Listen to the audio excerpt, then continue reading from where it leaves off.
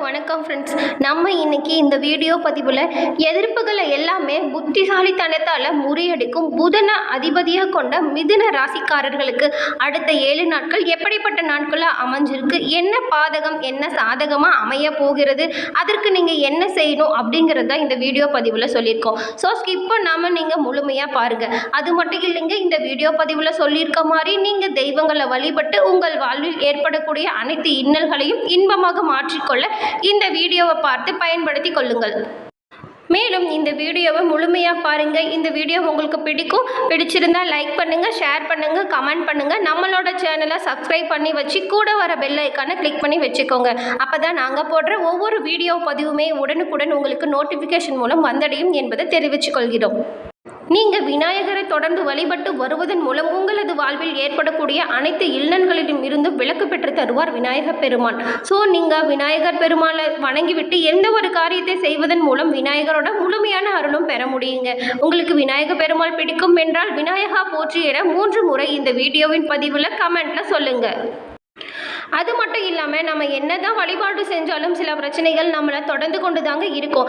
அந்த மாதிரி எந்த ஒரு பிரச்சனையில் இருந்தும் நீங்கள் எப்படி விலக்கு பெற வேண்டும் என யோசிச்சுட்டு இருக்கிறவங்களா இருந்தால் நீங்கள் ஸ்ரீ வராகி அம்மன் ஜோதிட நிலையத்தின் பவன் நம்பூதிரி அவர்களை தொடர்பு கொண்டு உங்களது பிரச்சனைகளில் இருந்து விடுபட இவர்கிட்ட நீங்கள் கேட்டு தீர்வு வாங்கி கொள்ள முடியுங்க. ஃபோனை எடுங்க, ஸ்க்ரீனில் தெரிகிற வாட்ஸ்அப் நம்பருக்கு ஃபோன் பண்ணி நீங்கள் உங்களது பிரச்சனையை சொல்லி தீர்வு பெற்றுக்கொள்ளுங்கள் நண்பர்களே. தொடர்ந்து நாம் மிதுன ராசிக்காரர்களுக்கு எப்படி அடுத்த 7 நாட்கள் அமைஞ்சிருக்கு என்பதை தொடர்ந்து பார்க்கலாம் நண்பர்களே. எதிர்ப்புகளை புத்திசாலித்தனத்தால் முறியெடுக்கும் புதனை அதிபதியாக கொண்டவங்க தாங்க இந்த மிதுன ராசிக்காரங்க. உங்களுக்கு அடுத்த 7 நாட்களுமே சூரிய பகவான் 11 மற்றும் 12ஆம் இடத்துல அமர்ந்திருக்காரு. இவர் இங்கே இருக்கிறதுனால உங்களுக்கு என்ன பலன் அப்படின்னு தொடர்ந்து பார்க்கலாம்.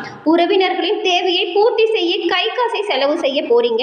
வீட்டை புதுப்பிக்க வங்கியில் கடன் வாங்க சூழலையும் ஏற்பட போகுதுங்க.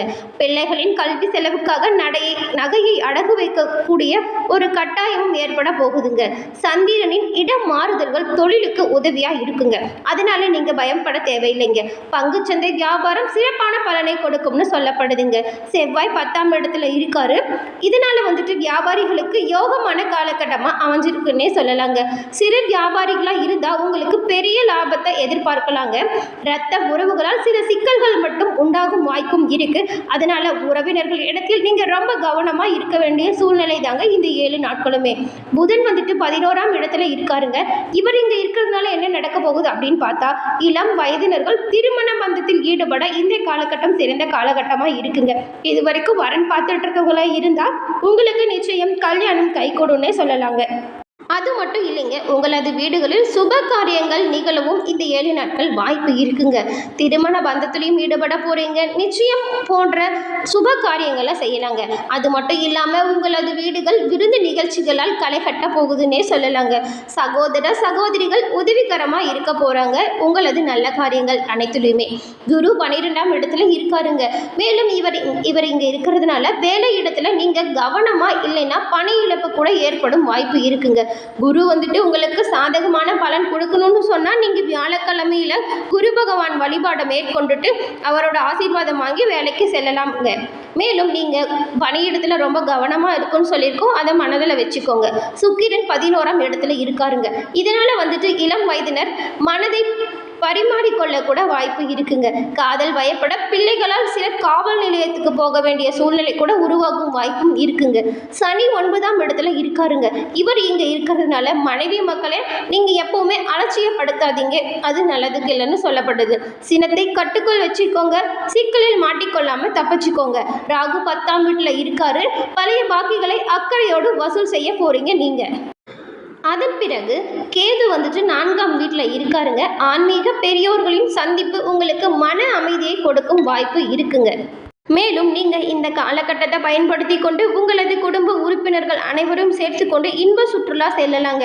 அது உங்கள் மனதுக்கு மன அமைதியை கொடுக்கும் ஒன்றாக இருக்குங்க. இந்த மாதிரி செல்லும்போது போகும் வழியில் இருக்கும் சிறந்த ஆலயங்களில் வழிபாடு செஞ்சுட்டு நீங்கள் ஆலய வழிபாடோட இன்ப சுற்றுலா செல்வது உங்கள் வாழ்க்கைக்கு மிகுந்த நன்மை தரும் ஒன்றாக இருக்குங்க. குறிப்பாக மிதுன ராசிக்காரர்களுக்கு சொல்லணும்னு சொன்னால் உங்களுக்கு வருமானம் திருப்தி தரும் ஒன்றா அமையுங்க. திருமண முயற்சிகள் அனைத்துமே சாதகமாக முடியுங்க. கணவன் மனைவிக்கிடையே அனுசரித்து செல்வது மிகவும் அவசியமாக பார்க்கப்படுதுங்க. வழக்குகளில் இருந்து வந்த பல பிரச்சனைகளும் உங்களுக்கு தீரப்போகுதுங்க. மேலும் அதில் உங்களுக்கு சாதகமான தீர்ப்பு கிடைக்கவும் வாய்ப்பு இருக்குங்க. பிள்ளைகளால் பெருமையும் உண்டாகும், சிறுமையும் உண்டாகும், பார்த்துக்கோங்க. வாழ்க்கை துணை மூலம் உங்களுக்கு பண வரவு அதிகரிக்கும் வாய்ப்பு இருக்குங்க. மேலும் பயணங்களால் ஆதாயமும் உண்டுங்க. அலுவலகத்தில் உங்கள் திறமைகள் அனைத்தும் வெளிப்படும் ஒரு வாய்ப்பு இருக்குங்க. இதன் மூலம் உயர்ந்த பதவியும் கிடைக்குங்க. மேலும் அனைவரையும் நம்பிடாதீங்க, கொஞ்சம் ஜாக்கிரதையா இருக்கணும். சம்பள உயர்வு கிடைக்கும் வாய்ப்பும் இருக்குங்க. நிர்வாகத்தினரோட பாராட்டுகள் அதிகம் நீங்க பெற போறீங்க. அதன் மூலம் உற்சாகம் தரும் பல செயல்களையும் செய்ய போறீங்க. ஆனாலும் கூட நீங்க சக ஊழியர்களிடம் ரொம்பவும் எச்சரிக்கையா இருக்கணும்னு திரும்ப திரும்ப சொல்லப்படுதுங்க. வியாபாரத்தில் விற்பனையும் லாபமும் அதிகரித்து காணப்பட போகுது. உங்களுக்கு பற்று வரவு சுமூகமாக நடைபெற போகுதுன்னு இருக்குங்க. அது மட்டும் இல்லைங்க, உங்களுக்கு உங்களது வாடிக்கையாளர்களுடைய எண்ணிக்கை அதிகரித்து காணப்பட போகுது. இதனால் உங்களது தொழிலில் அதிக லாபம் பெறவும் இந்த காலகட்டத்தை நீங்கள் பயன்படுத்தி கொண்டு சிறப்பாக உங்கள் வியாபாரத்தை மென்மேலும் மேன்மைப்படுத்த இந்த காலகட்டத்தை உபயோகப்படுத்தி கொள்ளுங்க. சக வியாபாரிகளால் ஏற்பட்ட இடையூறுகள் இந்த தடவை விலகுதுங்க. மேலும் குடும்பத்தை நிர்வகிக்கும் பெண்களாக இருந்தால் உங்களுக்கு ரொம்பவும் பொறுப்புகள் அதிகரித்து காணப்பட போகுதுங்க. வேலைக்கு செல்லும் பெண்களாக இருந்தீங்களா நீங்கள் உங்களது அலுவலகத்தில் நிறையவே சலுகைகள் கிடைக்கும் வாய்ப்பும் இருக்குங்க. நீங்களும் சிறந்த முறையில் இந்த காலகட்டத்தை பயன்படுத்தி கொண்டு உங்கள் பதவி உயர்வை மேம்படுத்தி கொள்ள ஒரு நல்ல வாய்ப்பை அமைச்சு கொள்ளுங்கள். மேலும் உங்களுக்கு இந்த வாரம் முழுக்க அதிர்ஷ்டம் தரும் நாட்கள் என்னென்னு பார்த்தா 16 மற்றும் 19ஆம் தேதிகளில் உங்களுக்கு அதிர்ஷ்டம் தரும் நாட்களாக அமைஞ்சிருக்குங்க. மேலும் இந்த மாதம் முழுக்கவே உங்களுக்கு அதிர்ஷ்ட எண்கள் என்னென்னு பார்த்தா 2, 5 இந்த 2 எண்களுமே அதிர்ஷ்டம் தரும் எண்களாக இருக்குங்க. மேலும் உங்களது வாழ்வில் ஏற்படக்கூடிய பல இன்னல்களில் இருந்தும் நீங்கள் தப்பித்து கொள்ள வழிபட வேண்டிய தெய்வம் பெருமாளுங்க. மேலும் நீங்கள் பரிகாரமாக தினமும் காலையில் வீட்டு பூஜை அறையில் தீபம் ஏற்றி பெருமாள் ஸ்லோகத்தை 27 முறை பாராயணம் செய்வதன் மூலமும் பல பிரச்சனைகளில் இருந்து தீர்வு விளக்க பெருமாள் உறுதுணையாக இருப்பாருங்க. அது மட்டும் இல்லைங்க, உங்களது வீட்டுக்கு அருகில் உள்ள பெருமாள் ஆலயத்திற்கு சென்று நீங்கள் பெருமாள் வழிபாடு செய்வதன் மூலமும் பிரச்சனைகளிலிருந்து விடுபட ஒரு சிறந்த தீர்வாக சொல்லப்படுதுங்க. மேலும் அங்கு உள்ள ஏழை எளியவருக்கு தானம் செய்யுங்கள்.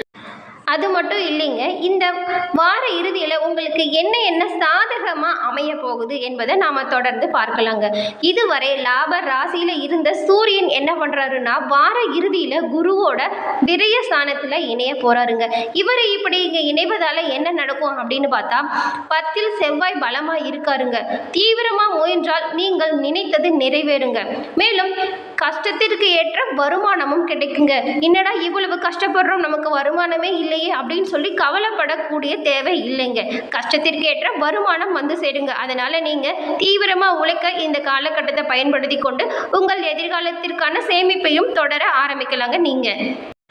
மேலும் 10ல் செவ்வாய் பலமாக இருப்பதால் தீவிரமாக முயன்றால் நீங்கள் நினைத்தது நிறைவேறும், வருமானம் அதிகமே கிடைக்குங்க. புதிய ஒப்பந்தங்கள் வந்து சேரும் வாய்ப்பும் உங்களுக்கு வரப்போகுதுங்க. புதிய கட்டிடங்கள் தொழில் மாற்றம் நடைபெற அதிக வாய்ப்பு இருக்குங்க. குருவின் பார்வை வந்துட்டு 4, 6, 8 இடங்களில் இருப்பதால் அடிப்படை வசதிகள் உங்களுக்கு அதிகரித்து காணப்பட போகுதுங்க.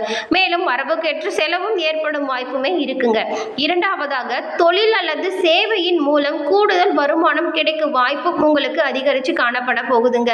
பொது வாழ்வில் உள்ளவர்களுக்கு பல ஆதாயம் உண்டாகும் வாய்ப்பும் இந்த வாரம் முழுக்கவே அமைஞ்சிருக்குங்க. அது மட்டும் இல்லைங்க, உங்களது பிள்ளைகளின் திருமணம் முதலிய சுப காரியங்களுக்கு ஏற்ற நேரமும் கூட இந்த நேரம் தாங்க.